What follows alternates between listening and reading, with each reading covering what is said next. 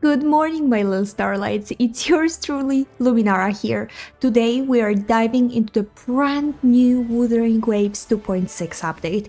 There is honestly a ton of stuff to cover, like new characters, new region, new bosses, and quality of life changes. So grab a drink, get cozy, and let's talk about all the shiny things waiting for us this patch.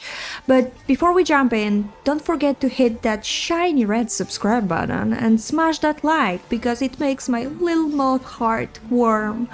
Also, leave me a comment telling me who you are pulling for Starlight. Let's start with the big one. New banners. In the first half of the patch we got Augusta, and oh my starlets, she's an absolute powerhouse. Augusta isn't just any warrior, she's literally a gladiator queen. Lore-wise, she's from Septimond and actually serves as an Emperor, which basically means she's not only strong with her blade, but also holds serious political power. Design-wise, she looks like she walked straight out of the Roman mythology. Gold accents, diadem, blazing sun motifs, she got that bow before me energy, and honestly, girl, I would. Now let's talk about her gameplay. She's an Electro Broadblade user and her kit looks insane. Fast slashing combos with the lightning everywhere, she can summon electromagnetic fields to zap enemies and weaken them. Her Forte circuit even calls forth a griffin-like strike, which is both dramatic and deadly, I guess.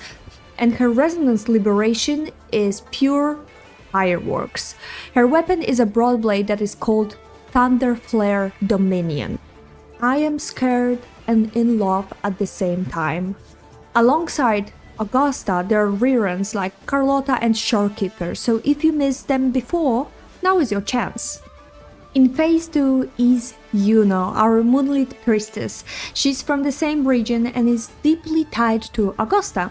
Where Augusta is fire and lightning, Iuno is more of calm, healing and foresight. But only on the battlefield, as we all know her personality. She's known for reading the phases of the moon to predict the future. Her design is ethereal, soft and flowy. Gameplay-wise, she's an arrow gauntlet user. Yes, gauntlets, which already makes her stand out. Her skills gives shield, but mind you only to herself unless you have her S4. And she is a healer. Her Resonance Liberation sets up healing field that buffs allies, reduces cooldowns and just makes your whole team stronger. Her weapon's called Moongazer's Sigil. Now here is really funny part. Players are already pointing out that Iuno is perfect support for Augusta.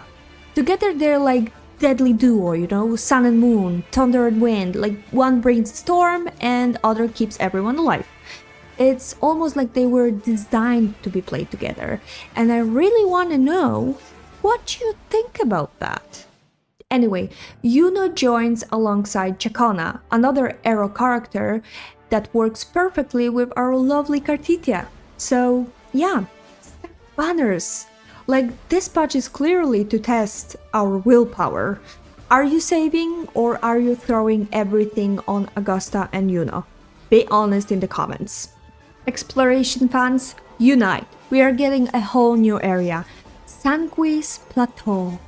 I hope I'm pronouncing this okay. The vibe here is actually a bit different because it's got a mix of an ancient battlegrounds and corrupted wilderness, a perfect place to get lost while farming chests. And for the story enjoyers, 2 new main quests are actually dropping.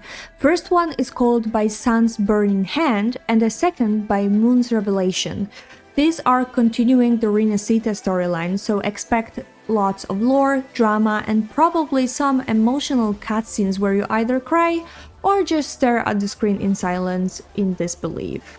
Now let's talk about monsters, echoes and bosses, because this update is actually giving us plenty to fight.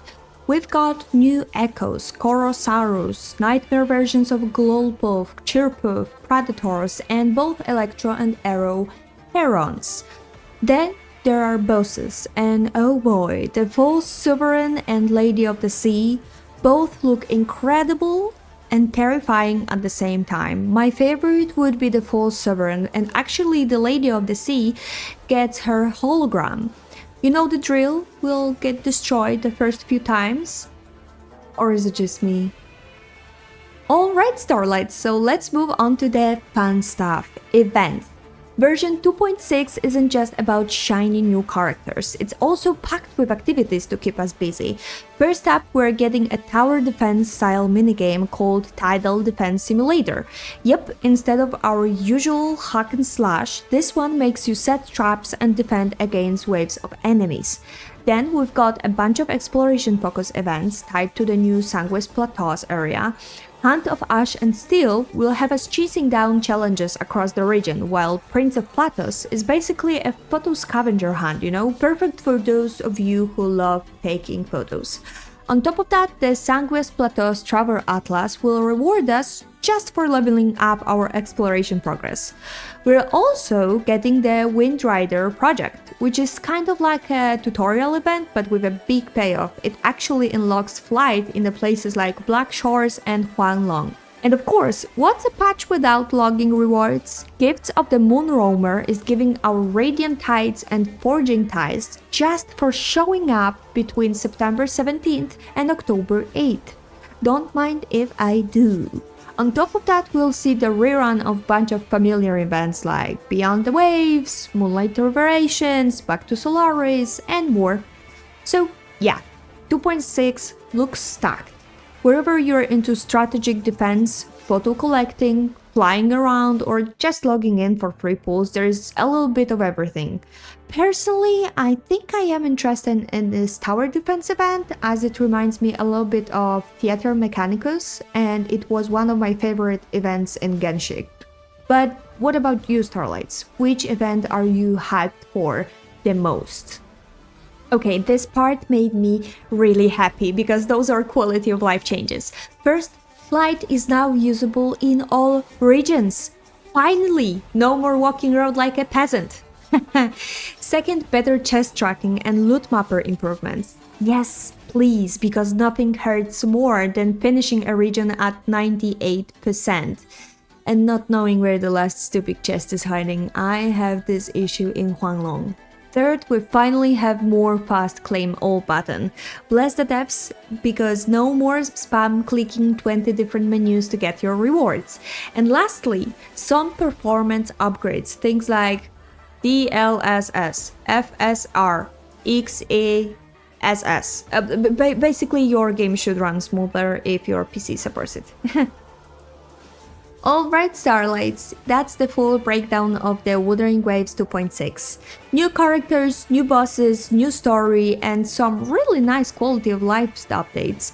Honestly, it feels pretty nice, even though it's a lighter patch. Don't forget to like, subscribe, and leave a comment with your pulling plans. Feed me your shiny energy, it keeps this moth glowing. And remember, stay cozy, stay shiny, and I love you so much, Starlights. Bye!